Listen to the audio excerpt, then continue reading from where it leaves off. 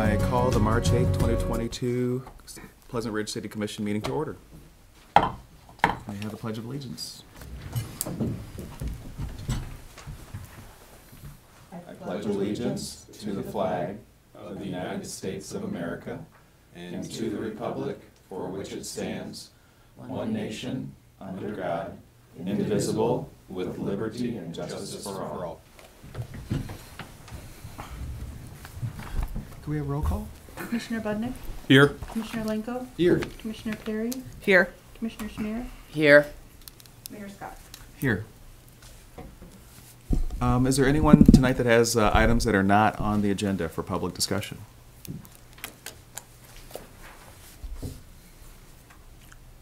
Seeing no one, I think we'll just go right on to CAC update.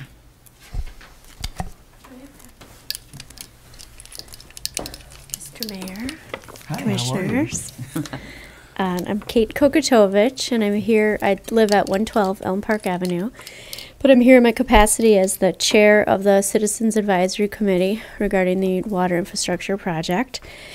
We've had 3 meetings so far, February 1st, February 15th, and March 1st. These were open to the public. We had a handful of public participants and spectators, I guess. During these meetings, I was elected as chair, Mark DeLaverne was elected as vice chair, and Belinda Peters was elected as secretary. Also at the meetings were City Manager Jim Bruckman and James Vetriano, the facilitator from the consulting firm, who have been very helpful in providing information about the various funding sources that are available to pay for the infrastructure project, and answering our questions and providing analytical tools to understand how different funding scenarios impact the residents of Pleasant Ridge. So I thank them for all of that.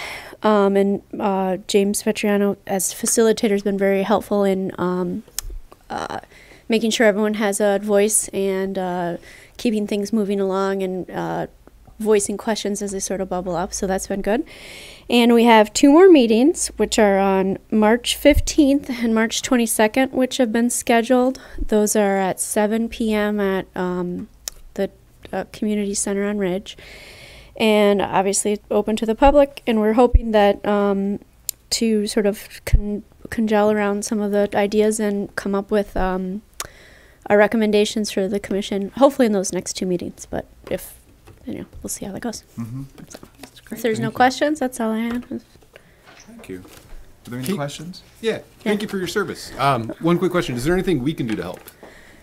No, I don't think so. I mean, I think that we're getting the answers from Jim as they come up about how things are, what's available, what the options are, and impacts of different things. So I don't think so, but thank you. Fantastic. Thank you all for your service. Thank you. Thank you.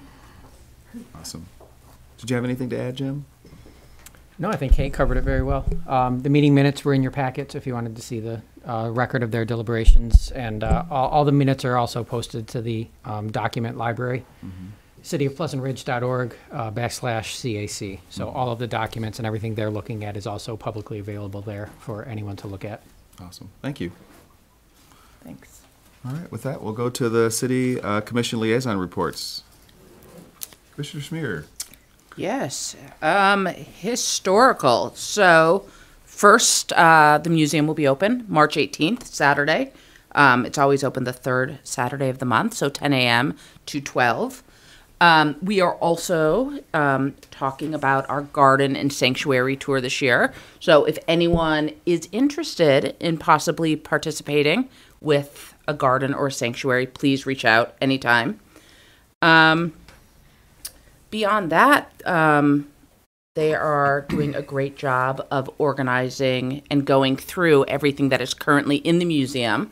So if anyone wants any sort of, or is interested in any kind of Pleasant Ridge memorabilia, old things, they do have a lot of extra things. It's really cool. Like they have, things that aren't They have like old calendars. I mean, now I get that we don't want like a 2019 calendar, but they have some really cool, interesting old pictures. So there are things like that. I mean, just to have also for kids projects. So a lot of that, some of that stuff also has been dropped off at City Hall. So if you're here paying water bills or anything like that, and you're interested, you can always ask. Other than that, I think that's all I have for this month. Thanks, So Katie. thank you. Thank you. Thank you. Commissioner Budnick and the Recreation Commission. Thank you, Mayor. Recreation updates for March, April. Swim team registration ended this past Friday, and we have a whopping 167 swimmers. Wow. Look at that, right? Yeah, that's awesome. Looking forward to another fun season. Oscar movie series. Check out the schedule of movies on Facebook or call the community center. Movies will be shown at 6 p.m., and it's a really great lineup. They are still taking applications for summer day camp staff. The application submission deadline is March 31st. Summer day camp registration begins on Monday, April 4th. So look online for camp week dates, field trip dates, and the fees that go along with that. And finally, the new Ridger will be online at the end of March. Look for spring events, trips, and registration deadlines. And I think that just does it. All right. Any questions for Chris? No. Commissioner Lenko. Yes, thank you, Mr. Mayor. Schools. So schools. So Ferndale School Board met last Monday. They had postponed. Anyways, so the biggest development was the masks. They've kept the masks until the next meeting. That's probably the biggest deliverable from that meeting. But I do encourage any resident who's interested to watch the school board videos. They're interesting. There's a lot of other things to be proud of, sports, academics. I know the basketball team is excelling right now, and one of the other, I think it was William, made a point to say, you know, how well the swim team and the other sports were doing too. So yeah, it's a good meeting, but masks are probably the biggest point of topic, and they'll continue until March 21st, Okay. at least. Thanks, Alex. Thank you. Commissioner Perry. Thank you very much. The Planning Commission and DDA has not met since the last meeting. They may be scheduled for April 28th, but stay tuned. I'll keep you updated on that. That's all I have. Thank you. That's a quick one. Yep. Thank you. And Mayor, if I could Sure. add one thing, Rec Commission meets, their next meeting is Wednesday, April 27th. So just throw that out there. Thank you. My pleasure. Onward to governmental reports. Something from police or fire? Okay.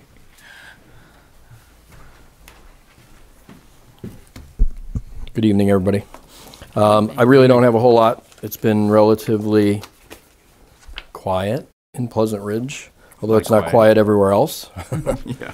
The biggest thing that's going on in other cities are catalytic converter thefts.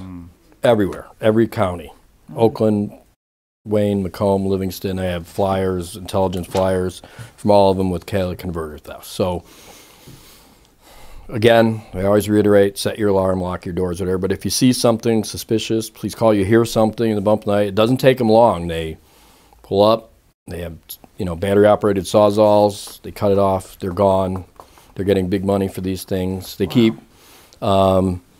arresting these rings and stuff that are there, but it's such a high profit margin that as soon as they're arrested, somebody else steps in and takes over. That's really all I have. As far as that, and I just wanted to reiterate, Commissioner Schmier didn't cover it, but I'm not one of the old things that you can get from the Historical Commission. I just wanted to clear Not that even a picture of you. up. Maybe a picture, but you can't pick me up from over there. Okay? Thank you. Fair enough. Thank you. Anything else from governmental reports tonight? Can I say something? Sure. Chief Robinson. So followed your advice and did the baby seat at the firehouse. So Sergeant Matt Nutt helped me out today and helped install the car seat. It was a very easy process. He's super friendly and overall great experience. So thank you for telling us about this. That's awesome. Yeah. Cool. All right. We'll move on to the consideration of the consent agenda. Not much to mention specifically here. I would just look for motion. Mayor, I move that the consent agenda be approved. I second. Any comment? Let's take a vote. Commissioner Perry? Yes. Commissioner Schmier? Yes. Commissioner Budnick? Yes. Commissioner Lenko? Yes. Mayor Scott? Yes. The motion carries. And with that, we'll move on to the water and sewer operations and maintenance agreement with Oakland County. Thank you. So, Jim?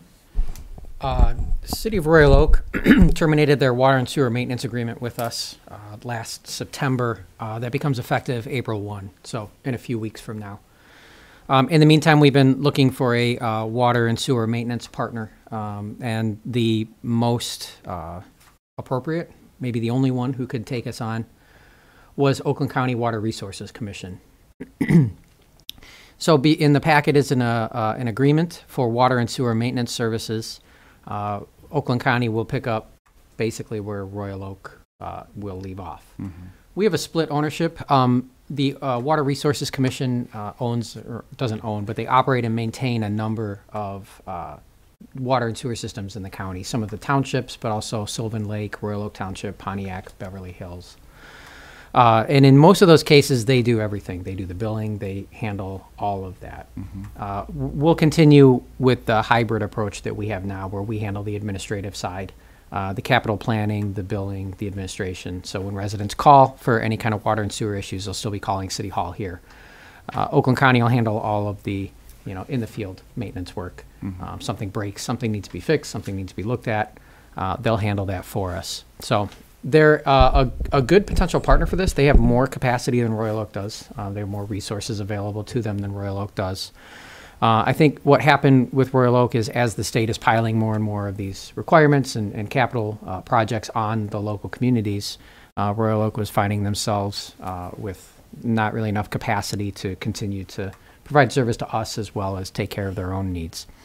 Oakland County not having to answer to a local city commission or any of those can continue to focus on water and sewer maintenance and pick up for us where Royal Oak is leaving off. One of the other considerations, we looked at potentially finding private sector partners to do this work for us. The Water Resources Commission already has that approach. They have a number of private sector contractors that they call in as needed. One of them being D'Angelo Brothers, who we've been using more and more for some of our capital work. D'Angelo Brothers are the ones who have done our lead service replacements, but they've also done some of the other repair and maintenance work when Royal Oak couldn't get to it. Mm-hmm. So that's good. You have to have a designated operator. It's a state licensed position in order to be in charge of your water system. The county public entities have those. Private contractors do not. So we need a public partner for this, really, no matter what we do. So we're confident that with the Water Resources Commission's private contractors in their own capacity, that we'll be able to continue to do cost-effective water and sewer maintenance. Mm-hmm. So this is for our ongoing day-to-day water and sewer maintenance. Things like building a new water main or doing that project, we will be bidding out on our own, with our own contractors. The Water Resources Commissioner does not have the capacity to do that work, and they contract that work out on their own too. So we will continue to be doing the engineering work and the planning work and the management work for those projects as we have been now. Mm-hmm. So I'd be happy to answer any questions you have about the changeover, if there's any specific questions or any other information you're looking for. Yeah, and so for residents, we really won't see anything. It's the same billing mechanisms they're using now, and yes, same quality of service. Yes, the trucks will have a different name on them when they're vectoring out, catch basins or right. Putting a camera down to, a sewer. It'll be just a different name on the truck. Right. Thank you. Cool. Were there any other questions? Yeah. Yeah, I just got a couple. So thinking through this, the admin side of the services, it sounded like it was billing and then other types of services. Were those presented like in an a la carte kind of way, or like? So we decided to go with, let's say, mechanical services and not professional services. Correct.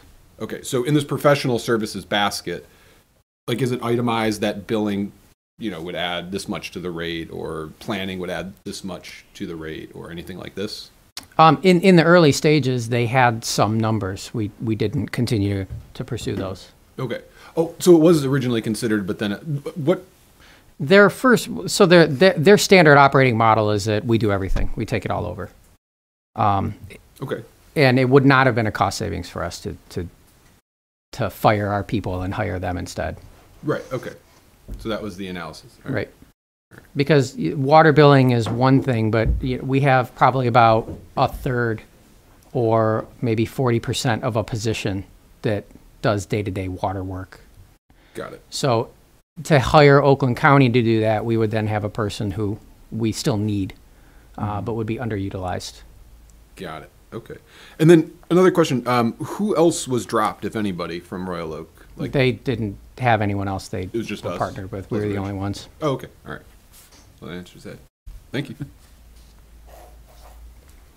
Cool. Any other questions? No? No? Would we like to make a motion?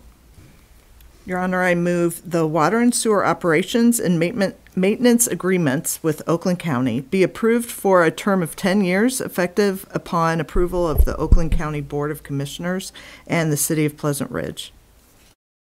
Support. Any other comment? May we take a vote? Commissioner Perry? Yes. Commissioner Budnick? Yes. Commissioner Lenko? Yes. Commissioner Schmier? Yes. Mayor Scott? Yes. The motion carries.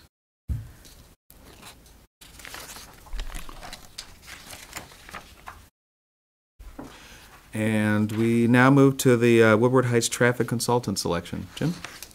Thank you, Mayor. The city received 3 responses to our request for qualifications for the traffic consulting services for Woodward Heights. All right, I give in. Ultimately, 2 firms were selected to interview, Rowe and Tool Design. Both firms were well regarded by the selection committee, and both were invited to prepare a cost proposal. Tool Design has provided a cost proposal, which is included in your packet. Rowe was not able to because a key member of their project team left the firm in between the interview and now. So they have not replaced that person and haven't been able to provide a cost proposal. Considering above, the selection committee is recommending that the city commission award the contract for the traffic management services to Tool Design. Their proposal was for $39,921.37. That is higher than we expected. The third firm we did not choose to interview did put forward a price proposal of $40,775 in their proposal. So I think that's just evidence that the going market rate for this kind of work has gone up. The other part of it is this isn't just a traffic engineering study. The traffic engineering piece of this is actually pretty reasonable. The thing that's driving the cost is the need for engagement. So community meetings, public meetings, when you start to have 2 or 3 of those, the cost just adds up on top of the technical traffic analysis and recommendations that they'll be doing. So we can split this over 2 budget years, given where we're at right now in the calendar, and spread out this cost. We have line items for professional services in the budget that we can handle this over the course of 2 budget years. So financially, it's not a disqualifying number for us. So be happy to answer any questions. No, the package that Tool Design provided, you'll see in the packet, it's very nicely put together. It's easy to understand, and I think that the service that they'll provide to us and the folks on Woodward Heights will just be great. So I'm in favor of what they proposed. And if I think about the cost to perform the CAC, and this is several months longer and several more people, it feels more reasonable than I had originally thought. Are there any other comments? I was part of the group interviewing and being part of that. And I did want to say that both Toole and Rowe, we chose to interview, and they were both great. But after those initial interviews, the majority of us actually were leaning, had a preference for Toole anyway. So the fact that Rowe was unable to give us the budget and the follow-up was unfortunate, but we all felt comfortable still moving forward with Toole, since that was our favorite up front for the majority of us.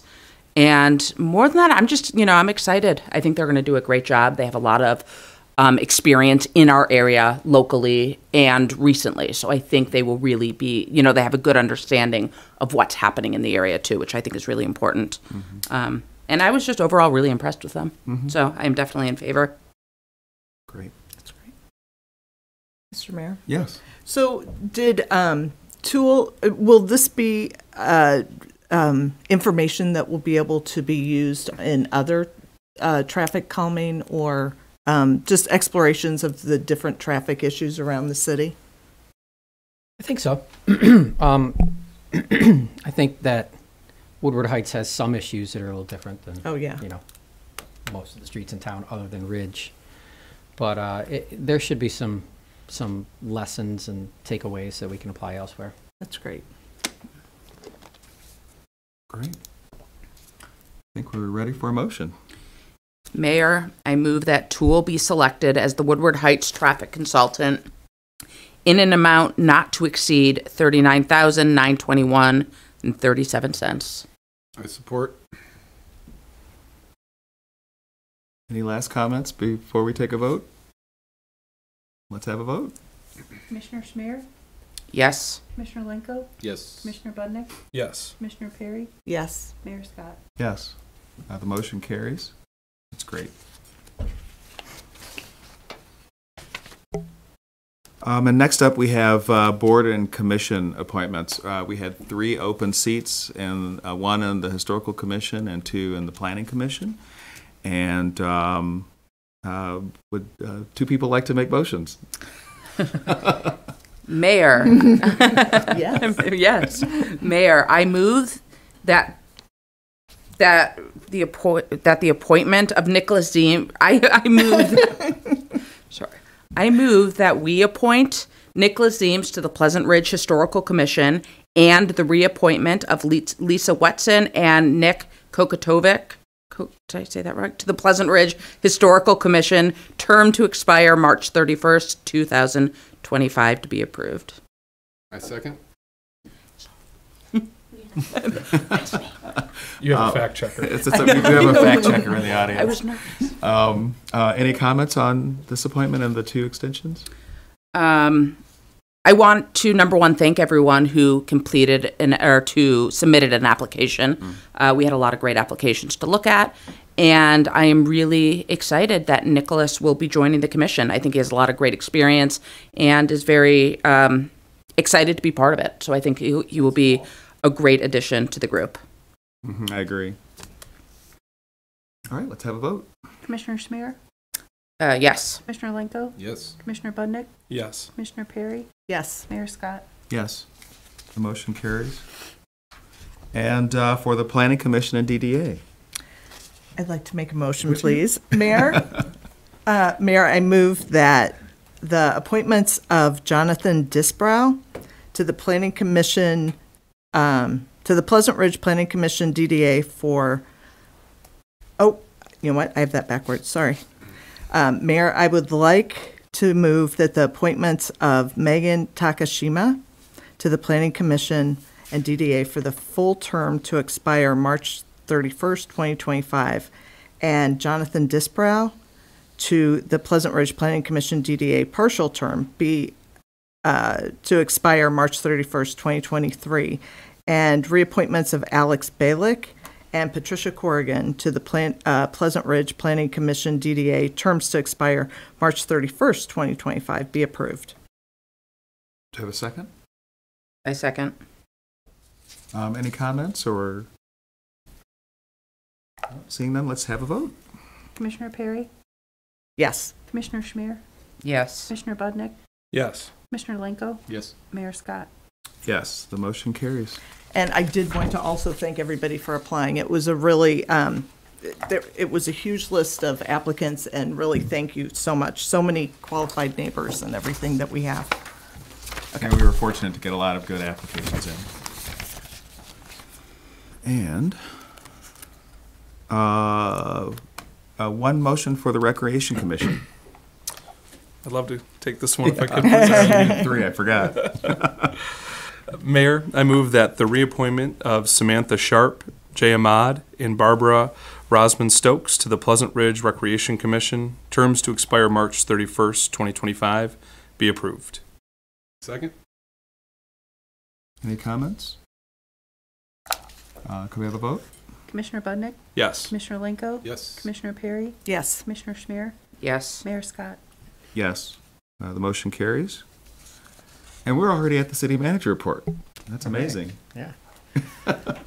I'd like to give an update on the city's mask policy. Obviously, it's changed. Since we can see everyone now. If you go to cityofpleasantridge.org/masks,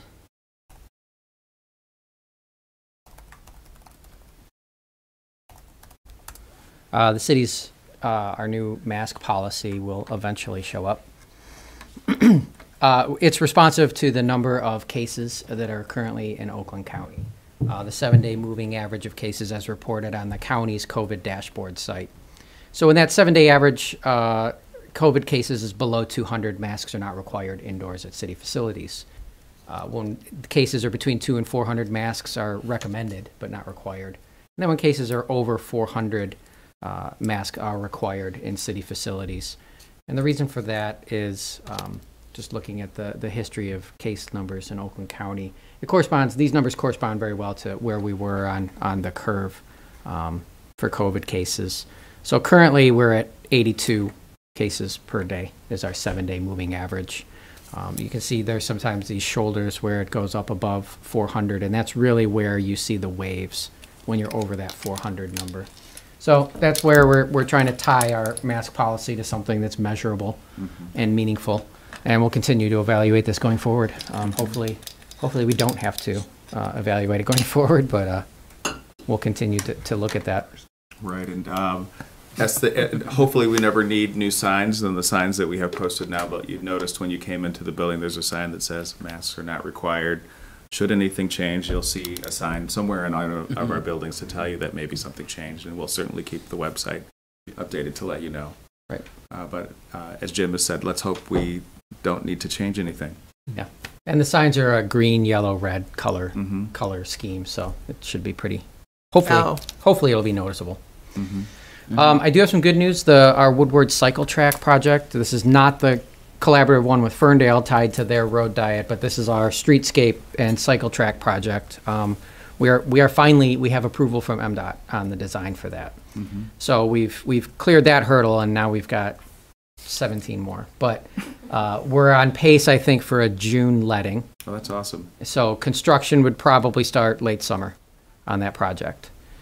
To give you an example of the other hurdles we have to overcome, there's the Indiana bat, which is present in Oakland County, which means per MDOT rules, we can't cut a tree down, any tree, anywhere in Oakland County between March 31st and October 31st. So we're trying to figure out how we make that work with this project. But and they don't aim for Indiana Avenue. No, they do not. No. I was very confused. I was thinking. Yeah. Is it only on that street? So the bat habitat along Woodward, I'm sure, is very crucial to the species survival. So, we're working through all those, but at least we're approved, and we're now moving towards actually getting this thing built. So the next kind of scary date is when the bids come back. And we find out what happens with those, but that's good news. I got a quote for concrete today that scared me, so I'll be curious to see. I'll be curious to know what that was.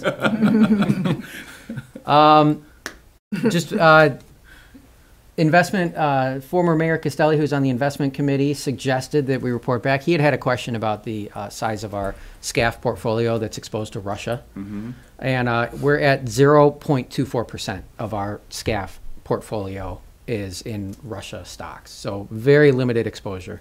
And over time, that's going to drop off and go away, just with everything that's happening. So we're in, I think we're in pretty decent shape for that part of what's going on in the world right now, at least selfishly and locally for ourselves. And then the only other thing that's going on around town now is there are people who are continuing to dig in the ground, but this time it's not us. Consumers is doing some vintage, they call them vintage service line replacements, where they're replacing their gas service lines into some houses. I don't know how they do it, but they go and they identify ones that need to be replaced.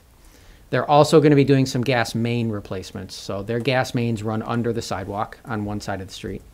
And they use a directional drill process, which is very similar to what we'll be doing for the water mains.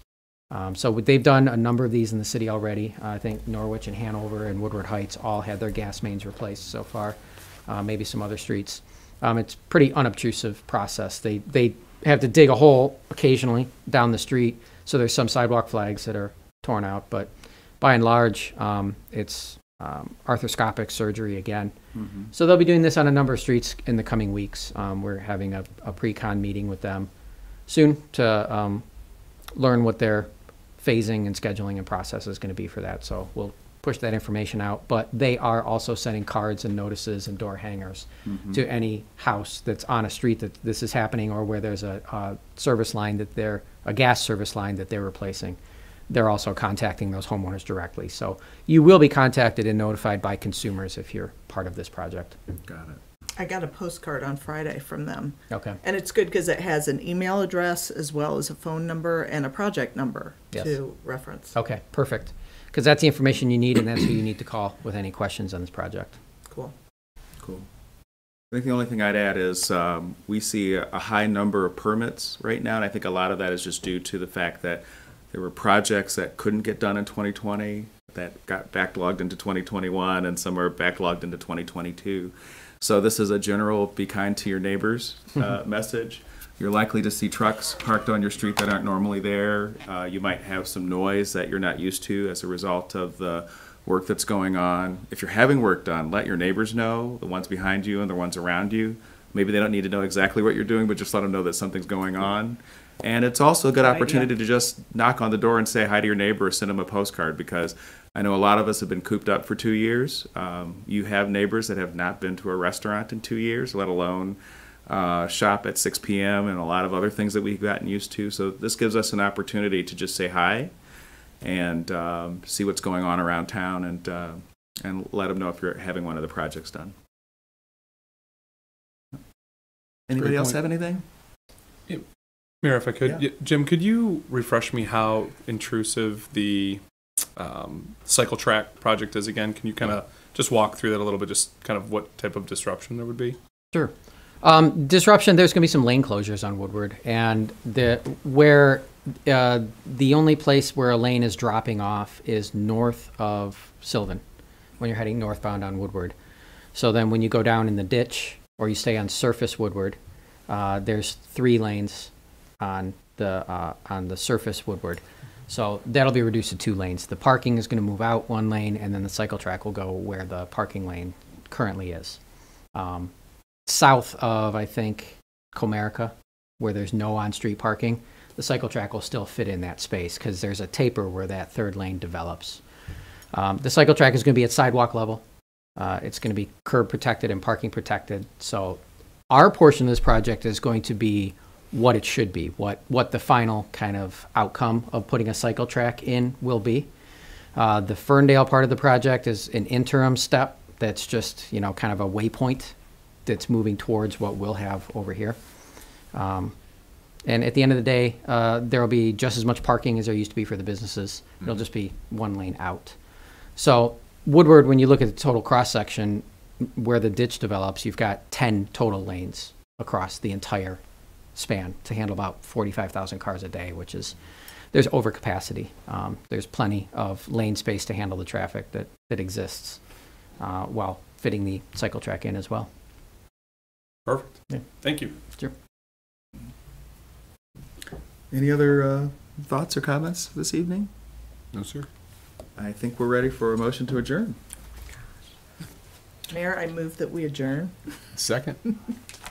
Done. Thanks, everyone, for coming.